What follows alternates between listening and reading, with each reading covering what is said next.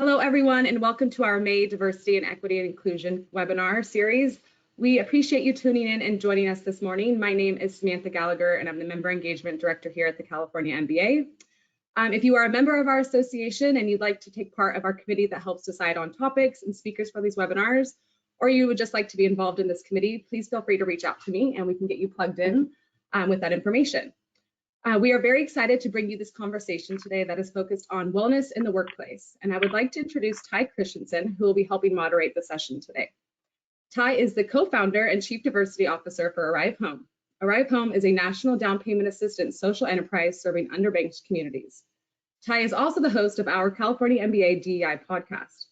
She serves as chair of the American Mortgage Diversity Council and also serves as a board member for Access Lending Academy.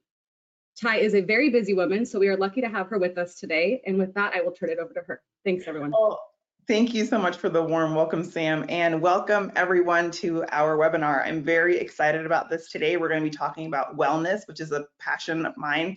I take wellness very seriously in my life, and I hope you all do well as well. And we're going to talk about how wellness affects not only DE&I, but how we show up in our workplace every day.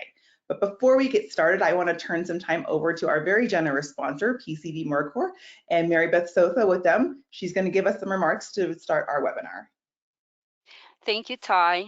Hello, everyone. For more than 40 years, PCB Mercor has built a tradition of excellence in helping hundreds of clients make their customers' real estate appraisal needs happen. Licensed in all 50 states, including DC, PCB is the nation's largest Black-owned AMC that provides appraisal management and valuation advisory for residential and commercial real estate. We manage the valuation needs for mortgage lenders, financial institutions, estate and litigation, real estate investors, and mortgage servicers. Since 1981, we have been the industry's premier appraisal management company to embrace diversity, equity, and inclusiveness with a business model that truly serves everyone. Through the diversity of our employees, we gain the benefit of looking at different ways to approach our business, and it has made us a stronger partner to our clients. PCB Mercor is committed to helping clients and their customers make their real estate appraisal needs happen through accountability, connectivity, and performance. Thank you, and enjoy the webinar. Thank you so much, Mary Beth. And again, we appreciate the support and the sponsorship. So now jumping right into my two esteemed colleagues and co-panelists, we're going to start with Erin Foster. Erin is the Wellness Director at Access Lending Academy and a licensed marriage and family therapist.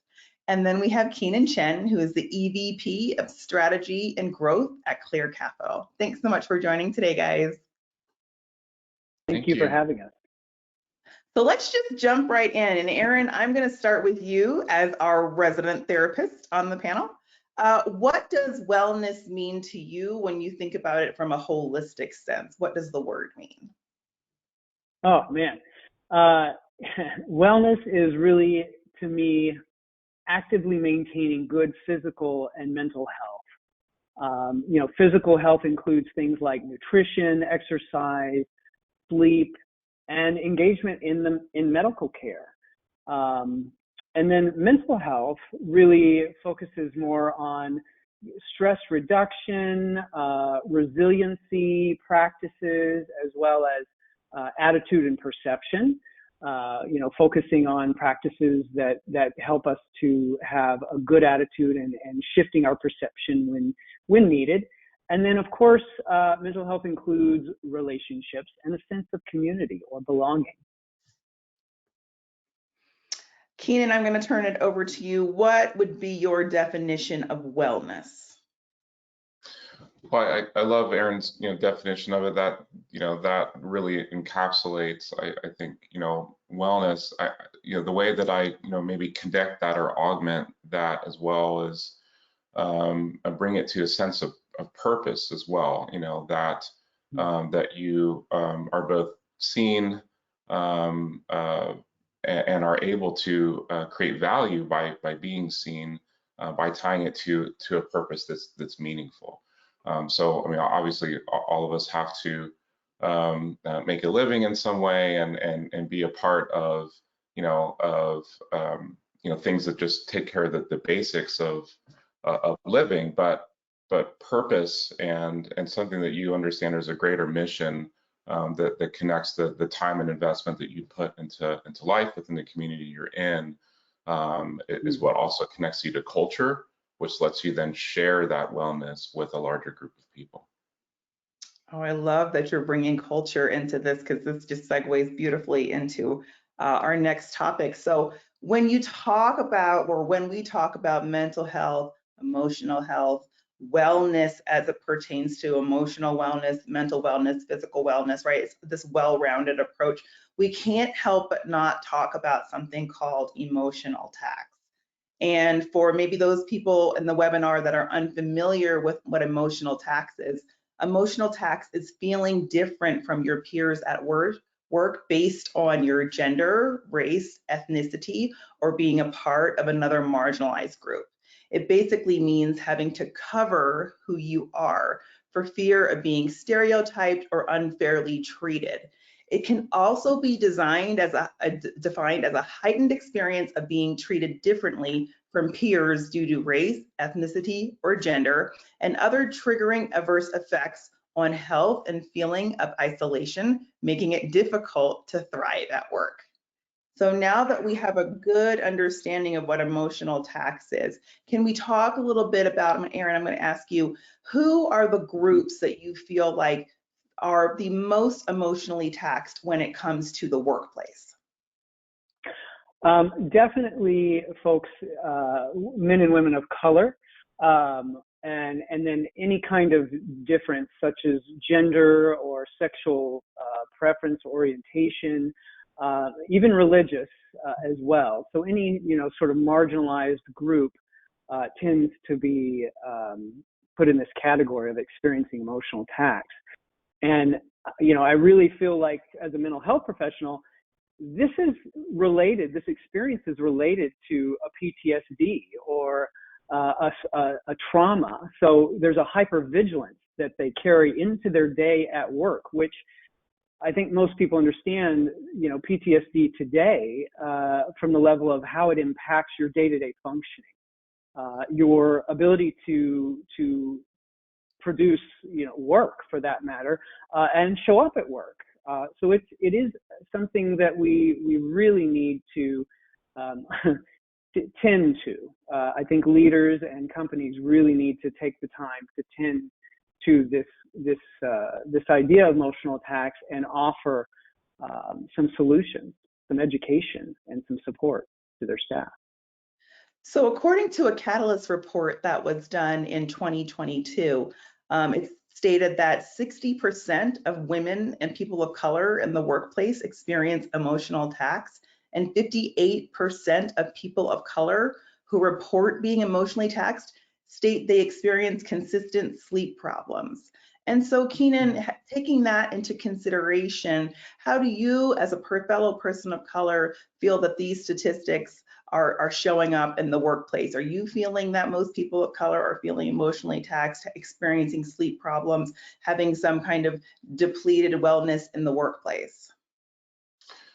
I think that's true for a lot of people, but I think too it's good to put it into context, right? That different outside stressors, can have a different impact on people based on their own personal experience and where they're at. And since this is a California Mortgage Bankers Association webinar, I think it's good to drop this into the context of what we might be experiencing as an industry right now. We've really just come through quite a roller coaster. I guess we're still in the middle of it, but not only based on things that we can, that we know are kind of part of the cyclical nature of mortgage and housing, with rates going up and layoffs, happening, which have a huge impact, right, on emotional well-being and the feeling of stability. But also in the midst of that, we have a really large focus right now on equitable housing, on increasing the transparency around fair housing initiatives, Certainly in my world, in the appraisal world, there's quite a bit of conversation around a potential bias in the appraisal process. And we have to realize that all of these things are seen through really different perspectives. We might have people actually working on these issues that maybe have experienced discrimination themselves, that have, family that have experienced that. And so I think it's really hard to maybe understand the exponential sort of, impact that these might have. So it's really important to be able to see, again, from the standpoint of really allowing people to be themselves and bring their whole self into it, to realize that there's more than one layer going on. It's not just financial, it's not just business, but there's also, really personal issues being discussed at the same time. Wonderful comments. So Erin, how does wellness at work support DE&I? Where's the correlation between the two? Well, I believe wellness and DE&I initiatives, they're fundamentally connected. For example, if you have a culture that supports wellness, then the workplace will create a sense of belonging and inclusivity. Employees who feel cared about by their employers tend to hold an attitude of engagement. They tend to be more open in general. So it really comes down to leaders, and employees being educated about this idea of they are the whole person that they bring to work. So, understanding the whole self approach to wellness, and, it really allows for more equitable opportunities to relate and unite with others over commonalities, our differences, our unique talents, and to celebrate our individual creativity. Keenan, what do you think about Erin's comments on work culture? I think about how a lot of us work from home, a lot of us work in the office. There's this hybrid thing going on right now. And specifically during the pandemic, when many of us were able to work from home, a lot of us, and again, I'm speaking as a woman, it's only my vantage point I have, but it was so wonderful to be able to create my own work culture in my own four walls, right? I was able to work and the hours that worked for me. I was able to pick up my children, maybe take them to the park during lunch, etc. Having that flexibility to create the culture that works best for me in my home. Now, while that was wonderful during the pandemic, a lot of us have returned to the office and we're feeling that disparity between the culture we created for ourselves at home and how we feel in the office. What can maybe some employers do or some C-suite executives do to really encourage their employees to create a more welcoming work culture for the varying groups of people that may work in the office? Yeah, it's a great question, and it's just to level set, I don't think any of us really have this dialed yet, right? I mean, we're still, right? Like it's almost like this great social experiment, around the country, to see like who's trying different things and who's having, maybe more success, than others. I mean, at Clear Capital specifically, we really, prided ourselves in our culture. We started in a, small community of, 16,000 people that, we built this thing out of this really sort of neighborly, approach to work culture, where, one of our core values, in fact, is to improve the lives of those around you. And it started with this simple idea of just when you come to work, take a look at the people that are around you and see if there's ways that you can impact their day for the better. Just, simple things. Or even the tone in which you speak to people can help them with their daily stress they might be experiencing.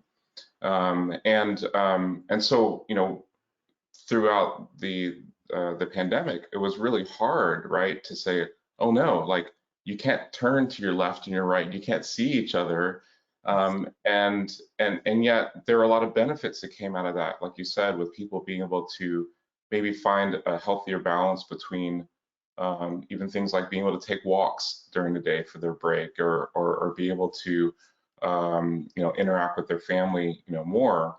So now coming back, post pandemic, looking for ways that we can create more of a hybrid experience where you get maybe the best of both worlds, where when you come into the office, for us, it's not about come into the office and just, sit at your desk, don't talk to anyone and just grind, right? Like we have not wanted to take that approach. We wanted to take the approach of when you come back to the office, now's the time to collaborate. Now's the time to participate in sort of the shared community. But then when you're at home, you can also, get the best of what you've been able to create there. So we're still finding our way, and I think a lot of other companies are. Anyone that says they have it 100% nailed is probably not telling the truth. So we just have to be willing to go on this journey and continue learning. I love what you say about the tone in which you speak to your coworkers, because I'm going to call myself out here. It's very difficult to be rude to Connie, who's sitting next to you, when you know her parents are ill, or maybe she's going through a divorce, or maybe her dog has recently died, and maybe she's a little bit more edgy than she would typically be, but I know that she's going through something because she's my coworker and we share space together and we talk. I found myself during the pandemic, when I was at home, unaware of what was going on with various coworkers because we weren't interacting every day anymore. I was getting a little snippier on the email. I was getting a little bit more feisty on the phone calls, right? Because I was not having that human to human interaction where I can say, hey, Joe, how was your weekend? And he can say, you know what, actually not great. My father had a heart attack. I'm having a really hard time today. Now I know why Joe is struggling. I'm going to be more empathetic, rather than that email was rude. I'm going to be rude back per my last email, yada, yada, yada, and using all those triggering coworker words to let them know that I'm irritated with them. I don't have that interaction. And so maybe, Erin, can you talk a little bit about how we can take that into consideration as we are in these hybrid situations where sometimes we're remote, sometimes we're in person, sometimes we're both. How do we keep that connection with our coworkers and hold emotional space for them when maybe we're not seeing them on a daily basis anymore? I believe, by keeping a line of communication and a conversation flowing, recognizing that, we value our coworkers, and likewise, our leaders value us. And this is part of the conversation that needs to take place, because ultimately that human to human connection is extremely important. I think a lot of folks, even when during the pandemic working at home, felt a sense of loneliness, and dealing with another type of stress, which is the home life in your face all the time and not having an escape from that. So I think we need to recognize that the environments that we're in can support us, but we also have to be proactive and engaging in those environments. And we have to have a culture that supports that, that's open to that, where you do want to know about Connie, who's sitting next to you, and you do want to know about her life, and so do others. So, I think it is an effort, as Keenan was saying. It's a constant moving, it's a constant shuffling, and it's going to continue to evolve because, well, that's life. I mean, plain and simple. And I know I can't be the only one that was feeling stressed being at home, sharing an office with my husband, 3 kids doing school from home, and a dog that was absolutely everywhere. There were times I was praying for the boring office meeting in person, just because you want to get out of there so bad. But as we kind of talk about the climate we're in right now, Keenan, you were saying earlier how we are in a little bit of a challenging climate right now, right? Rates have increased. Inventory is still very low. Things are extremely tense in the marketplace right now, not just for originators, but for consumers too. It does breed challenges, right? And back to the emotional tax, it's very challenging to feel stable and secure in the environment we are in right now. And so how do we create wellness when the current environment is a bit challenging? Erin, I'll start with you. Sure. So I'm going to make a large assumption that most folks have had the experience of having a shift in perception. How they thought about something or how they felt about something with with, say, time or distance or some processing or some new information helps us change, how we might perceive a difficulty or even a current situation or circumstance that we're involved in that may be troubling us. So, getting into the idea of managing how we think and how we feel can help create that distance, being a proactive approach. It can help to recognize, and as I say this, these are practices, these are habits to build, is managing how you're thinking about something and how you're feeling about it, because we get into a very fast momentum of our thoughts and our feelings, and then our actions or behaviors. It happens very quickly. And a lot of times we don't stop to think, is this helpful? Is what I'm thinking helping me? If you're talking to a coworker, you might be able to say, well, how you're thinking about that is that serving you? Is it going to help you? Is it going to provide you with a solution? So I think that it's important to recognize when we are engaging in that helpful thinking, and know that it takes a minute of time to step back and realize that we're not going to get to a solution and we're not going to feel better unless we take the time to focus on our thinking. Sometimes, again, we don't know how we're thinking until it manifests in how we're feeling in our bodies, our clenched teeth, our a headache, tension in our shoulders, shallow breathing, our stomach. Some people are affected by stress and frustration and anxiety in their stomach. So it's recognizing that this is occurring, and then it's coming down to sort of tools, I'll say, of reframing and qualifying. And this is when you become your own best friend.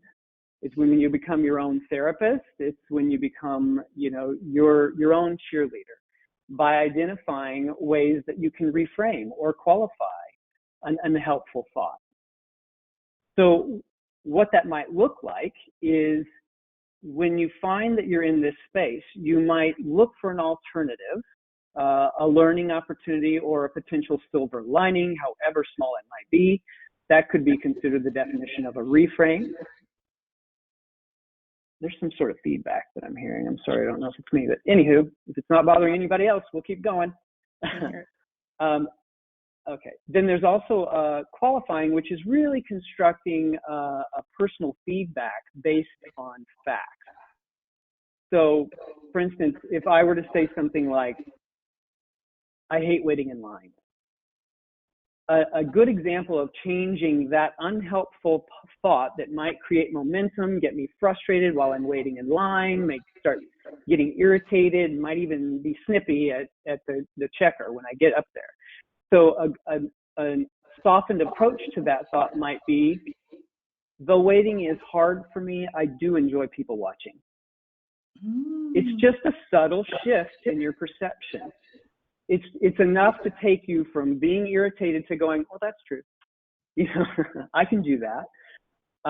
And given, what we're talking about related to the industry, the mortgage industry, a person might have a thought like, I'm scared about the uncertainty in the market, and I'm really afraid that I may lose my job. So another way to soften that, because as you can tell, that would be a momentous thought that could get somebody spinning in the wrong direction. That's not going to help them. A thought that would be softened might be, I cannot control the market, but I can choose to be proactive. There's a lot of things that I could do. I could expand my network. I could research and explore for other opportunities. Another example of this might be, the risk of losing my job is real, but I could take this time to explore my options. Maybe there's some hobby that could be turned into a career that you haven't even thought about. But it is, again, getting at the solution. You have to be able to not be in the negative emotional space, because that just becomes perpetual and feels overwhelming. So it's up to the individual to repackage and soften the way that they're thinking. You know, Erin, you bring up a good point about the mental spiral that you can really get yourself in when you get into those negative spaces. Another mental spiral you can go in is maybe not emotional downturn. Oh, what if I lose my job? It's the overworking, right? People that are just, I'm going to work Mm. harder, I'm going to work longer. That detaches you from your family, that detaches you from your friends. Maybe you stop working out in the morning because you want to get to the office earlier. Can you talk a little bit about the consequences of overworking in order to compensate for some emotional triggers you may have? So, burnout obviously comes to mind. Is if you're if you're overworking, again, you're not going to beat a solution out of your circumstance or situation. You almost need that space and that distance, and you need your continued wellness activities that you engage in, your exercise, your family, you're going out, with your partner or spouse and enjoying your life. We still have to really focus on the fact that the world keeps moving, it keeps evolving, and it is up to us to take care of ourselves. We'll take care of someone else, but we don't take care of ourselves. And it's really it's backwards. We really should be focusing on ourselves to then be able to care for others. So it goes back to, again, what are we thinking? So, if you're overworking and you're missing these steps in your day that normally give you a sense of health and wellness and a feeling of, I've got this, I'm enjoying myself today, you can really take on the world, and opportunities and solutions that you may not have been open to will show up if you're open. But if you're closed and spinning and overworking, you're not hearing any of those. You're not seeing them. You're closed off to And Keenan, those of us that work from home primarily, burnout is a real thing for us because your work is always here, right? When you were in the office, you're able to leave at 5, you've got that drive home, you walk in the door, and you immediately are met with other things that are brought to your attention, whether it's your partner or your dog needs to go for a walk, or you've got to pick up your children, you've got yard work to do, etc. Can you talk a little bit about how people can potentially prevent burnout when they are still working from home and the work is ever present? How do you keep wellness front and center when your work is always within 5 feet of you? Yeah, I mean, I'm working at home right now, so I completely, um, have lived this, right? And just personally, I've had to make specific commitments to myself to to break up the day and take care of myself. One of those things is taking walks, as I mentioned earlier. That's just a simple thing that can be done. At the office, we forget that when we're in the office, there's a natural rhythm to things where you get up from your desk to go to meetings, to go down to conference rooms, or to go down to talk to someone that's maybe on a different floor, or there's a natural progression around even taking breaks to go eat, or things like that that actually force a certain amount of movement that when you're at home you don't necessarily have to do that. You could have your snacks over here, you can have your you can have things really in close proximity, and you don't have that natural tension that forces you to get up, go talk to someone, things like that. So you actually have to create that rhythm yourself, in a way that maybe you wouldn't do in the office. But as I was listening to Erin, one of the phrases that I really kind of latched onto the past couple of years is this idea of change fatigue, where you know even if there are positive changes that are being made, the very fact that like things are changing all the time, we as humans, we don't really like change. We don't really enjoy that. There's very few people that are like, yes, change, let's do this, like, oh, again, today as well, yes, I don't meet many of those people, but there's been change that has been happening, again, not just from a economic standpoint, but technology, right? And innovation brings change. And even though, you know, they might be intended to solve something or to create something better, that still can be disruptive. And so you get this idea of change fatigue, and Aaron said it really well, is that change fatigue, maybe mentally, also can find your way into, find its way into your physical, health as well, and how it manifests there. And so, I think one of the things I've been trying to embrace as a leader is just try to provide as much context as possible to change. Try to provide the why, because if you can provide the why that's bigger than that immediate change, then there's something to say, okay, there's a reason why this is happening. There's something else to look forward to. There's a stable point on the horizon to help navigate, the changes happening right now.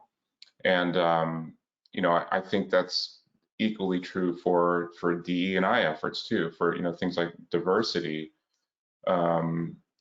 Sometimes it's easy to say, well, we just need diversity, so we're just doing these things. It's like, well, okay, but why? Like, what is the greater context to diversity? I love the quote from Obama after office. It is not a political thing, but the quote that he always says is, that diversity is not charity. It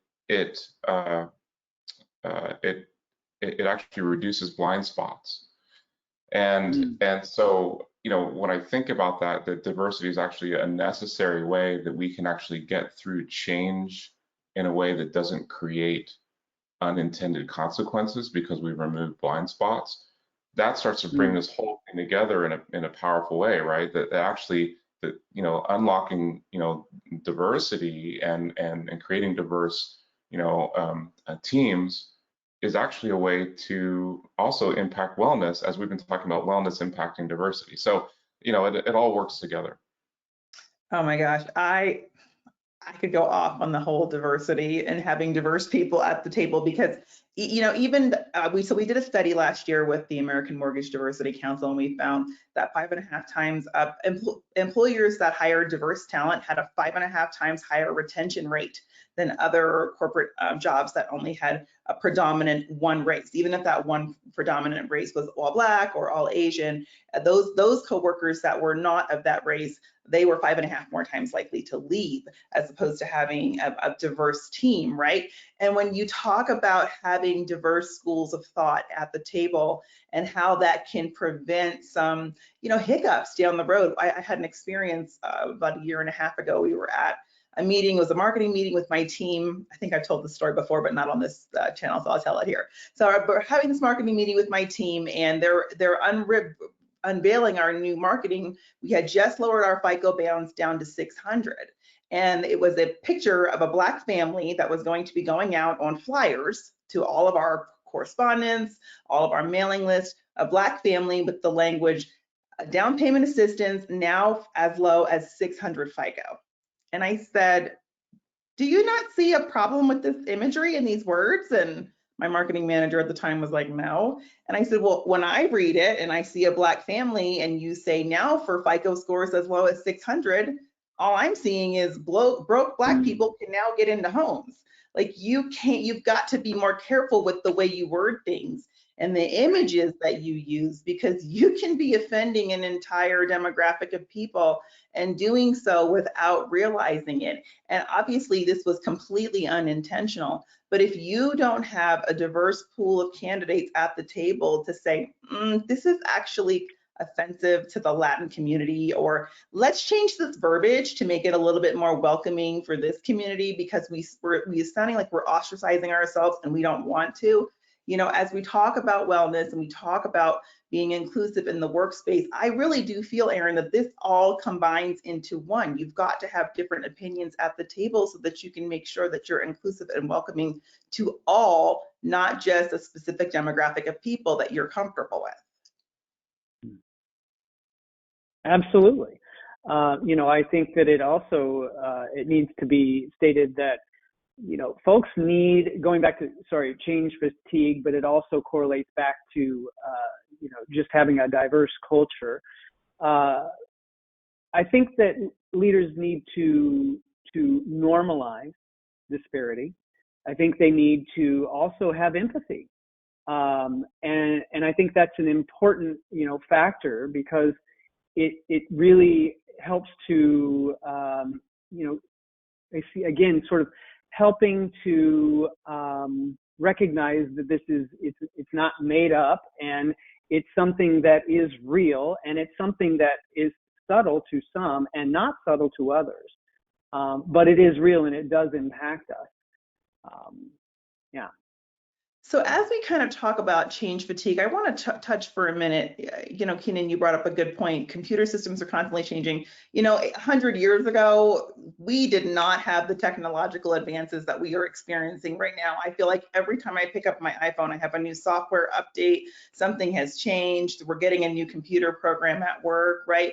And a lot of things are kind of going towards a more AI and automated technology as well. That also creates a sense of instability, and there's some resistance to change because people feel as though their jobs may not be needed down the line because a computer program could potentially replace them, right? For cheaper, computers don't need sleep, et cetera, et cetera. So how do we create a well-balanced sense of wellness when people are getting really nervous that AI could potentially be taking over their jobs, their departments, et cetera?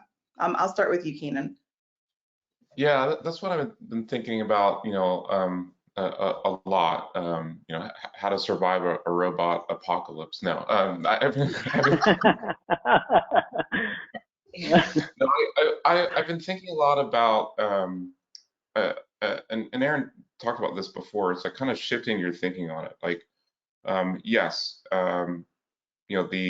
the advances in AI, especially the conversation around generative AI, Chat GPT, and other things, is I think the reason why it feels different this time, or it feels a bit more disruptive, is that AI is now actually generating new material or new assets. It's writing documents. It's creating images. It's maybe even writing code.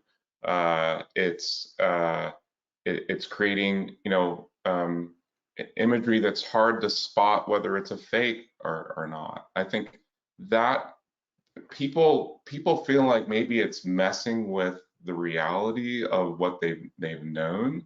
That's why this feels different.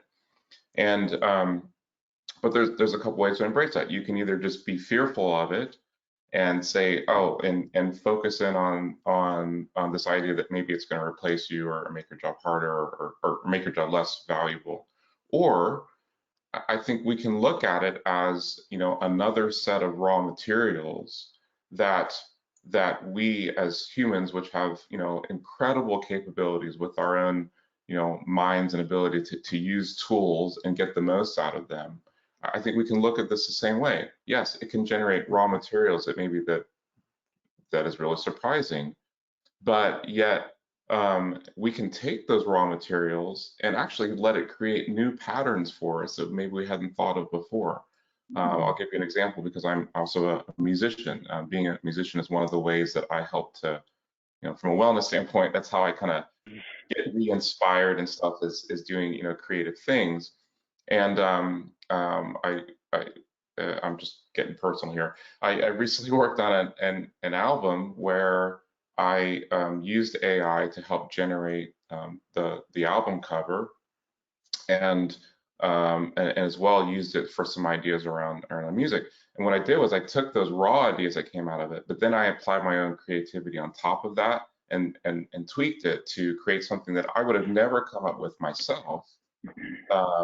But that served as inspiration for me. And I think that's the way to embrace these things, is say, what can I do with that using the unique approach and experience that I have that can't be replicated by any machine, but what can I do with those raw materials to actually advance new patterns that maybe I hadn't thought of before? Oh, I love that. When Chat GPT, when I was first shown Chat GPT, I was like, oh, we're all out of a job.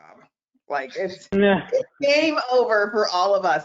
But then I started actually utilizing it in my, weekly work almost. If I get stuck for an idea or how to word something, it's actually a pretty great program to drop in, whatever question. I mean, you can't just copy and paste, but it does kind of spark a new frame of thinking. And I'll often be like, oh, I never really considered thinking about it from that vantage point, or, oh, okay, that's actually a better way to word that. Let me utilize that phraseology. Erin, can you talk a little bit more about the angst and the fear of living in an AI world and feeling obsolete at times? Absolutely. I too, as a mental health professional, have looked into this and had thoughts of, oh my gosh, am I going to be replaced by a robot to, help people move forward with their problems and help them move, excel in their wellness. And, I think it's first important to remember the media that we consume tends to be sensationalized and fear-based. There's a market there. And we need to know that as we consume our information. But also, I really, as Keenan was saying, I really do feel like AI is going to augment human-to-human connections. I think it's going to be able to help in a lot of ways. For instance, in mental health, the AI that is already being created for suicide hotlines can lead to referrals. AI will never be able to display empathy. It will never be able to attend or attune to another person like a human can. So I think it's important to keep it in perspective. And again, going back to how we're thinking and feeling, it's softening that approach and recognizing, okay, well, what I'm seeing on the media over here, and yes, I even saw recently, I can't remember what company, we all used it, Dropbox, moving to use, AI, and something like 16% of their staff, they're looking at a 16% layoff, which is pretty big. So that is scary, but that's also a software solution. So, AI and technology are moving, and I think that they're going to continue to move, but I do think that we need to keep it in perspective and recognize that it's a new technology, and what we are consuming is meant to trigger that angst. Yeah. Well, I want to leave some time for questions, but I do want to wrap our portion here with maybe a couple of tips and tricks for keeping wellness top of mind in the workspace as we move forward. We talked about building in breaks, we talked about taking walks, we talked about being empathetic with our coworkers. But if we could give maybe 2 or 3 solutions or suggestions for any DEI officers we have on the call, or C-suite participants that want to create a more welcoming wellness space for their employees, could each of you give a couple of things that you would recommend? I'll start with you. Oh, sure. I think first of all is don't make DE&I and wellness totally distinct and siloed programs apart from your company's mission and culture and what it is that you're about. I think that the way to make these things more powerful is to tie it right into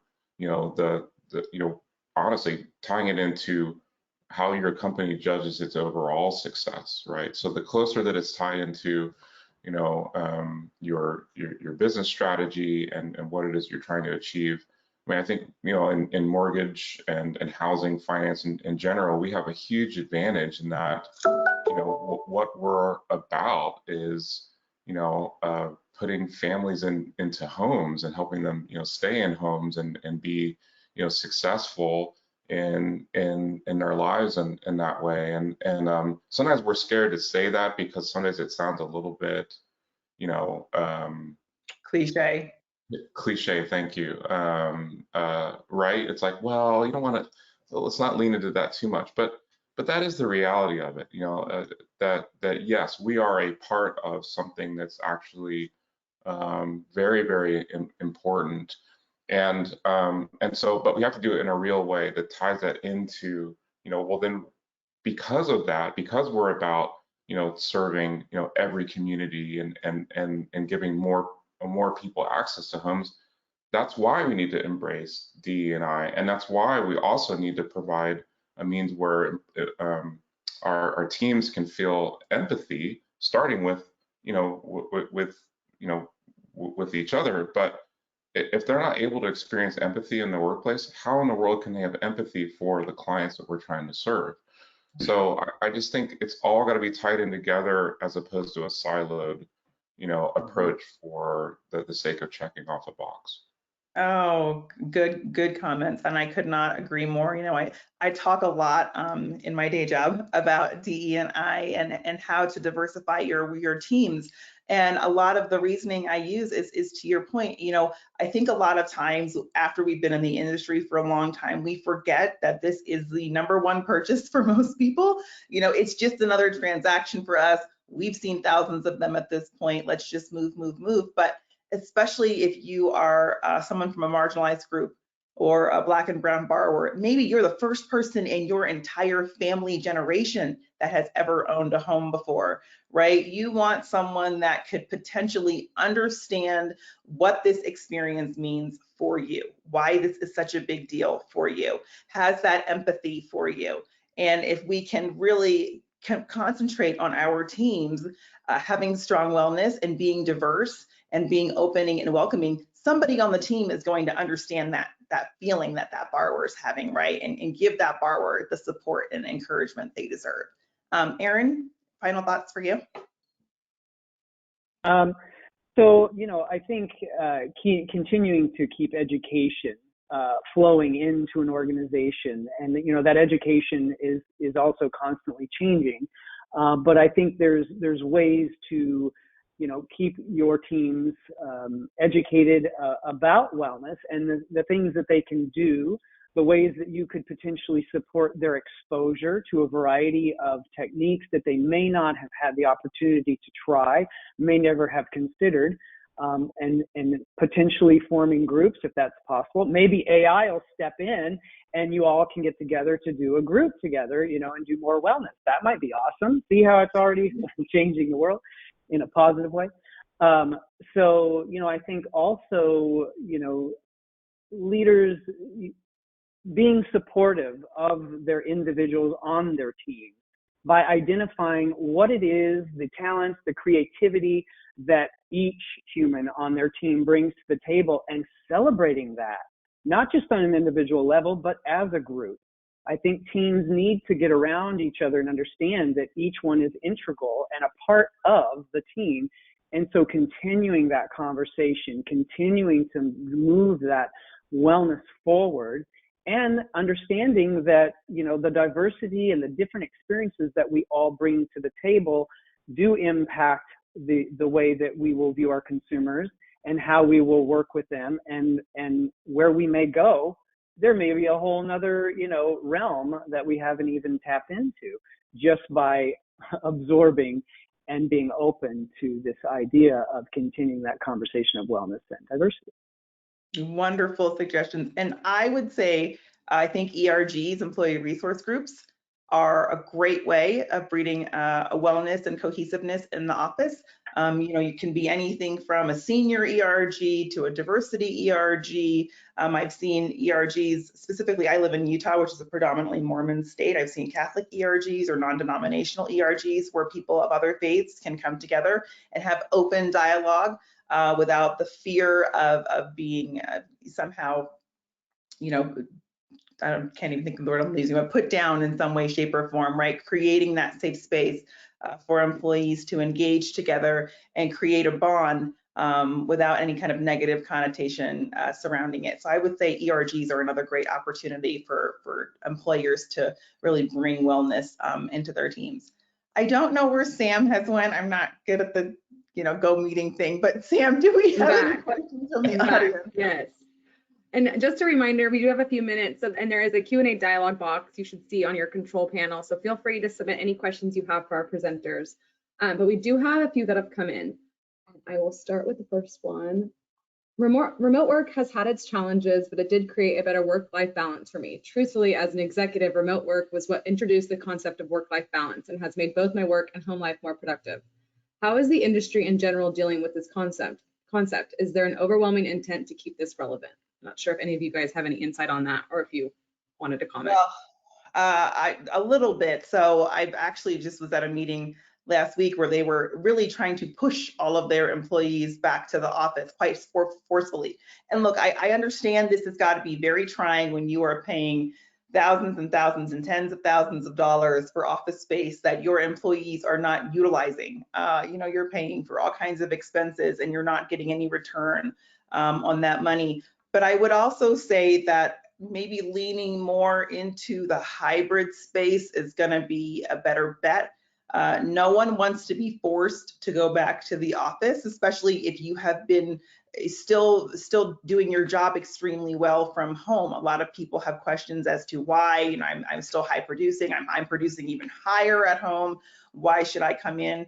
And a lot of times it is more than just the cost of the office. It's that group think tank experiment, right? Like you need to feed off of other people's energy and listen to their ideas and lock eyes and have that kind of energy passing back and forth to really create some great programs and products. But that's a hard one. I would say hybrid is probably what I would lean into as opposed to force. I'll let Aaron or Keenan answer next.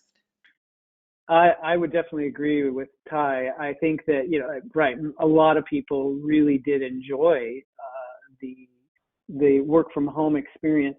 And, I think most people, going back to, Keenan's, giving a why as opposed to force is helpful, because I think most people would find the value of being able to connect with their coworkers and understand that, when we are together, we are better than when we are individualized, and we can do more and impact more change. And so I think that hybrid models make the most sense. Yeah, we've definitely embraced more of a hybrid model, and obviously every company is unique, as well as I think the stage that the company is in from a maturity standpoint in terms of startup to a large corporation. I think changes the dynamics quite a bit as to how you need to work with each other. But we've tried to take more of the positive approach to being, when we do get together, the idea is that we get together because we love people, because we want to connect and we want people to be able to connect, as opposed to forcing it from a productivity standpoint or I shouldn't even say that, from a well, we just want to make sure that everybody's actually bought in and all that. That's more of a punitive approach that I think people feel that, right? But if it's more about we just have such great people and such a great culture, and when people connect, it's even better, and it sparks new conversations and creativity, and let's get together, it changes the whole dynamic, and so we found that works for us. In fact, we're even changing our offices around, our headquarters around, to be more of an open collaborative space that will actually encourage on-site meetings and that way. So some of those changes too, where it's we're just the pandemic was not an interruption where you go back to where things were. It's a disruption. It's never going to go back to the way things were. So it's better to just embrace that, accept that, and look for the best way to navigate from here forward. Wonderful. We did have another question that came in. Good information being provided, thank you. I would like to know how Mary Beth, who works in HR, is dealing with some of these issues with employees and maybe even with managers who are under pressure in the current production environment. So Mary Beth, we don't mean to put you on the spot, but if you have a comment or would like to share anything, please feel free. Well, right now we're 100% remote, and I've listened to everybody's feedback, and they enjoy it. Our employees do not want to come back to the office. They enjoy it. Productivity shoot up drastically. And even if we offer a hybrid, which is, thank you, Ty, for suggesting that, we have a hybrid. It's like a voluntary. If they wanted to come into the office has been open 24/7 since the pandemic started. So it's on our point of view is getting everybody together. We have a struggle of engaging employee to get together again. That's our problem right now. that that we're trying to figure out as the senior management in our group is how to get even a simple bowling event. We can't get everybody in. Yeah, they love working from home. They love the work-life balance, and these are the feedback I get from the employees that when it comes to being part of the group, their first question is, I've been productive and if we're number one or whatever, that we haven't been number one for a long time since we've been working at home. We've been working in the office versus working in the office or versus working remotely. So that is a struggle on our end, but we're still working it out. We're trying to figure out the balance, and we haven't made a final decision whether we're bringing them back. So, but I guarantee you, for the rest of this year, we're not going back yet. So we will see. And I'm getting a lot of feedback from listening to what Aaron had said and Keenan had said and Ty. It's kind of giving me ideas how to bring it to that group, because engagement is our main thing, is how to engage employees, and it's just so virtual, they got used to it. So how can you, even if you make it voluntary, I don't know, it's going to be tough. It's going to be tough even if it's a voluntary hybrid. We will see. But in the management level, the managers are actually discussing to the employees, and they are working very well with the managers. Constant, yes, it's not a touching, feeling people type of interaction, but the virtual meetings, daily one-on-ones, they still do whatever we used to do being in the office. We continue doing that virtually. And so the employees are used to it. They know the one-on-ones. In fact, every single one of our employees, we made sure that they have like a camera. Before they didn't have it. So we made sure that their system has a camera. So even with at least a camera virtual, the manager are able to converse, even do performance reviews, even do the performance corrective action if we need to, coaching, everything all virtual. And they got used to it. So it's going to be a tough coming back. And I enjoy it because, just to let you know, I'm a digital nomad. and nobody knows, but I enjoyed it. And when this whole thing happened, I hated it because I'm a people person. Like face to face, employees come into my office with problems, whatever, right? From top senior management all the way down to a Joe Schmo. But now they just call me, or sometimes we do video for any issues I might have, whether it's a manager level or the employees. But managers are handling as if we're back in the office. The only downfall is the virtual, but it's working out very well. So I hope I answered someone's Yes, question. thank you. I was putting you on the spot with that. So that was the last question we had that has come in. So if anybody, right at time. So just want to remind everyone that we do have our next webinar on June 20th at 11 a.m. Pacific time. But thank you so much to Keenan, Aaron, Ty, Mary Beth for sharing your expertise and knowledge with us. This has been such a great session. We really appreciate you joining. Our chair of our DEI committee, Ian, wanted to close us out. So I will pass it over to you, Ian. All right, thank you, Sam. And thank you to all the speakers here. You did a great job of highlighting what it is that I think is extremely important, mental wellness and emotional IQ, because for anybody who employs employees or runs a business, then we all are beginning to recognize that the wellness of individuals does promote integrity in the company, productivity, and overall benefit for the employer. So it's a symbiotic relationship that everybody should at least be in tune to, because having it in place will lead to a more productive environment.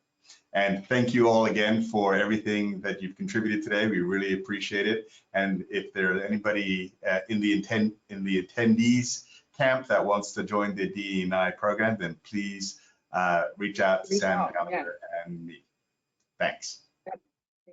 Thank you all again, and thank you for everyone that has joined. Appreciate your time. Thank you. Take care. Thank you. Bye-bye. Bye. Bye-bye.